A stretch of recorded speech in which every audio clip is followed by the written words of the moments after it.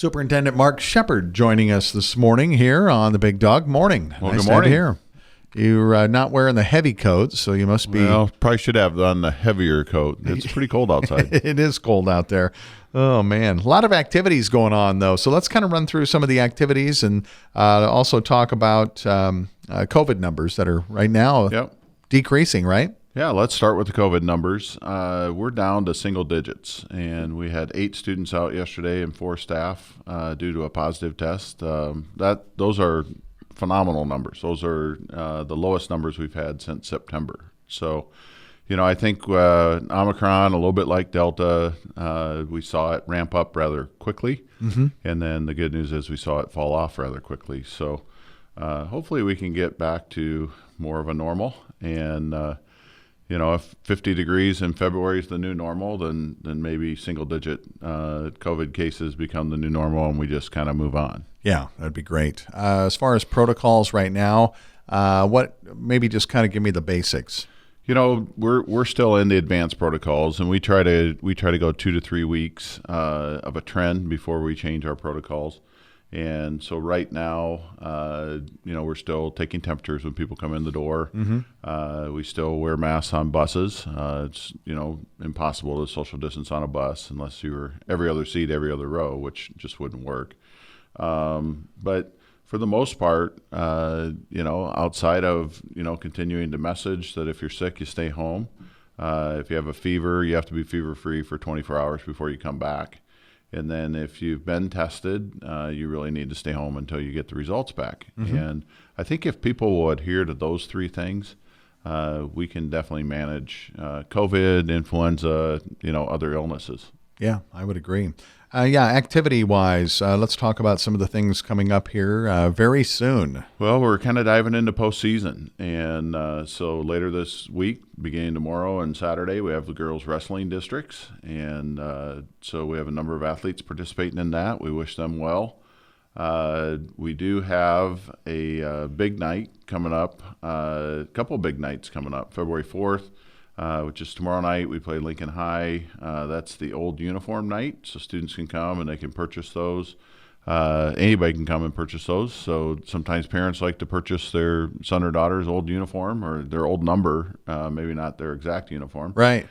So those, we give the students the first chance during lunch on Friday, and then tomorrow night during the games, varsity 6 and for the girls, boys at 7:45.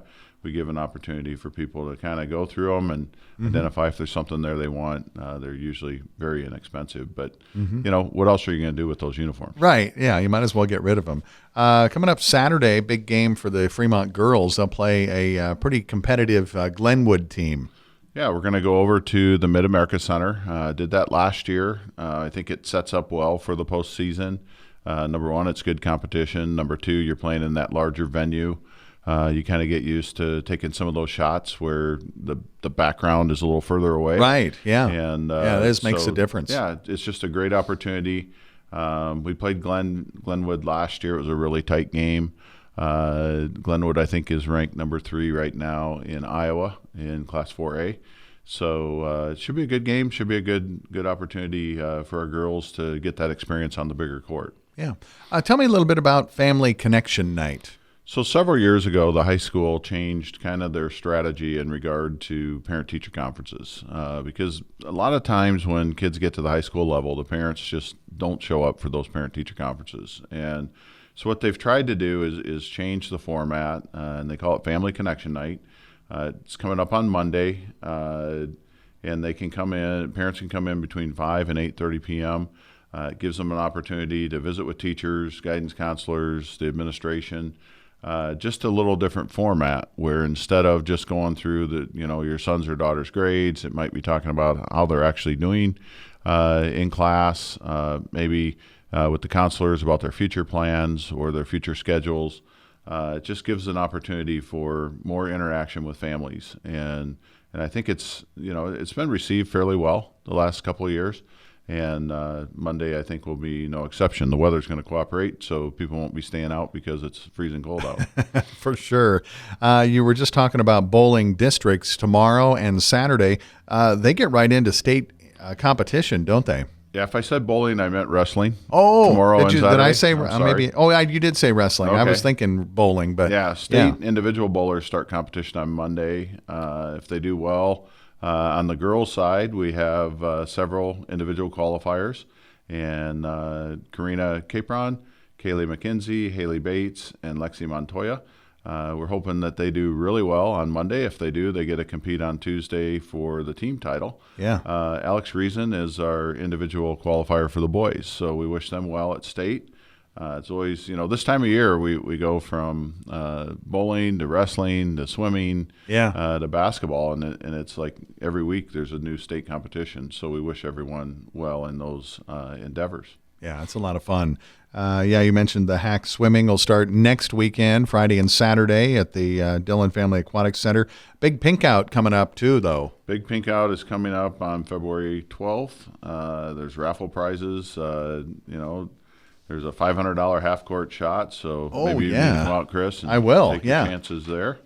It's being offered by one of the sponsors, Nebraska Orthopedic and Physical Therapy.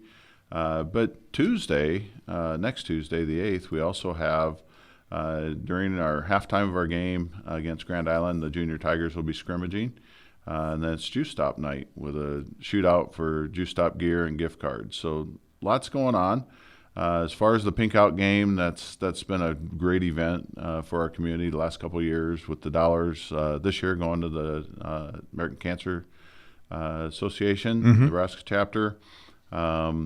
Heidi Moran wanted me to remind you that if you ordered a shirt, they'll be available to pick up in the old concession stand on Friday between the February 11th between 11 a.m. and 1:30. So, just another great opportunity for the community to get together and celebrate the successes of our student athletes, but also all the proceeds that night go for a very good cause. Yeah, and we haven't gotten to get together that much, so Absolutely. A great time to do that.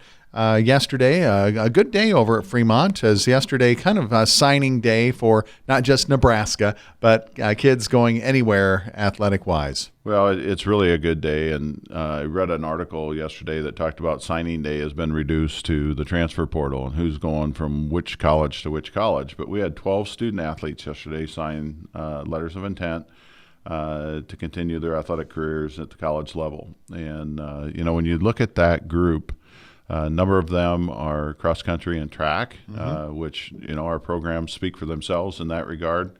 A number of them are going to Division I schools, but also Division II NAIA schools.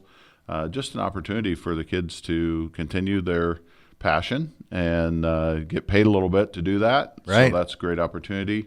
If you couple that group of 12 yesterday with the 6 that we had signed earlier this year, pretty close to the most we've had. I was going to say, that has to be pretty high. Yeah, it's very high, and definitely the most we've had in recent years. And then we'll have a few more yet that'll sign this spring and even into the early summer as far as when spring sports kind of finish up. Yeah, baseball and track. Yeah, just great opportunities for our students and our student athletes, and we just congratulate all of them. Yeah, a great job, and it'll be lots of memories there, that's for sure. No doubt about it. All right. Mark Shepard, thank you. We appreciate it. Anything else? I think that's all I have Pretty for much covers today. it? Just stay warm today. Let's get through this and Yep. and keep following these COVID protocols, because I think if we do, we can move beyond this, and maybe it just becomes like seasonal COVID, like seasonal flu. Right. Yeah, I would love to see that. That's for sure. Thank you again.